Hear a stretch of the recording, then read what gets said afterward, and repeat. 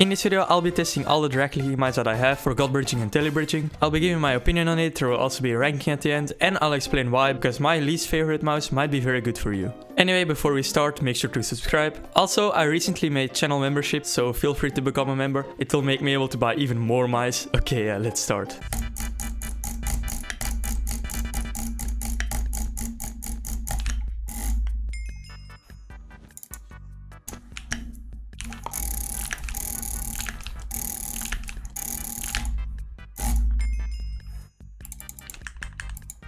So the bridging was very easy with the Roccat Kain, which is kinda obvious since it's my main mouse. Drag clicking is almost effortless on the Kain and you don't have to press down hard. It's 90 grams, which is not light, but definitely not too heavy to do like fast turns.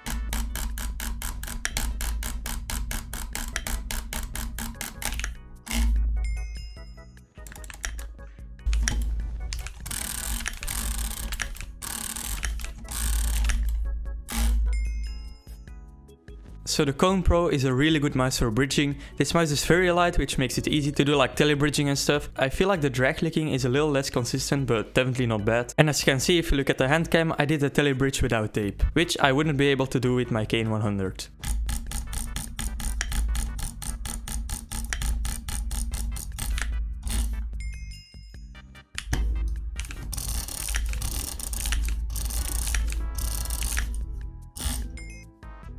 The bloody A60 is very well known for its high CPS and consistent CPS, but other than that I feel like this mouse and pretty much every other bloody mouse isn't very good. The CPS is definitely the only thing that is good about this mouse in my opinion, but it's very consistent CPS, which is very important to bridge, and it makes it a good bridging mouse.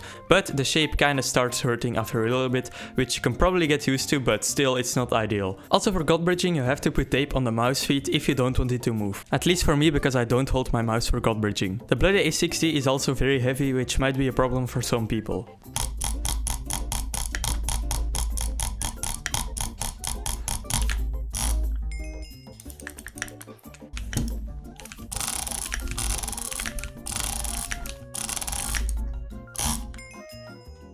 The bloody AL90 is like the bloody A60 with a slightly better shape. The CPS is also very high and consistent, which makes it relatively easy to bridge, but for godbridging I also have to put tape on the mouse feet for it to stay in the same spot. And also you can't really drag click on this mouse without tape because of the grip things they put on the buttons.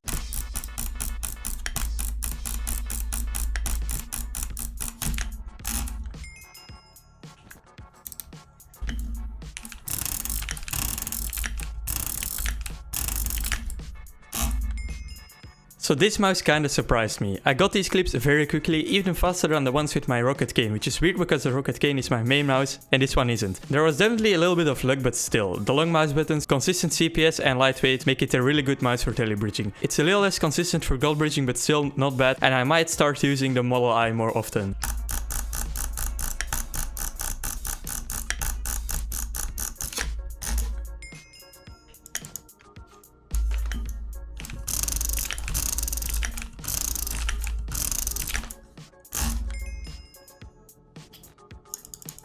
Okay, now the complete opposite of the Model I. The bridging clips took me very long to get on the Kone Pro Ultra, especially the telly bridge. I feel like this is a combination of the heavy mouse buttons, which make your drag click CPS inconsistent, and because it's very small. Too small for my hands. It might be perfect mouse for people with smaller hands, but not for me. Also the shape of this mouse is very bad for fingertip gripping, which you need for long drag. Although the long dragging was inconsistent, the short dragging was great, and godbridging was very easy on this mouse. Maybe even the best of all the mice I have. So now we've come to the end of this video and I'll give you my personal ranking of these mice. Okay, so in the first place I put the Roccat Kain because for overall telly bridging, godbridging and doing the clutch it was the easiest for me. Then we have the Kone Pro because I feel like the drag clicking was a little bit inconsistent, but the lightweight makes up for it. In third we have the Model I because this mouse surprised me a lot. The only reason it's not second is because godbridge was a little bit inconsistent. Then the bloody A90 because you need tape on the mouse buttons, and I also need tape on the mouse feet for it to stay in the same spot, and also it is a very heavy mouse. In fifth place we have the A60 for the same reasons as the bloody A90, but the A60 has a worse shape, so that's why I put it after the A90.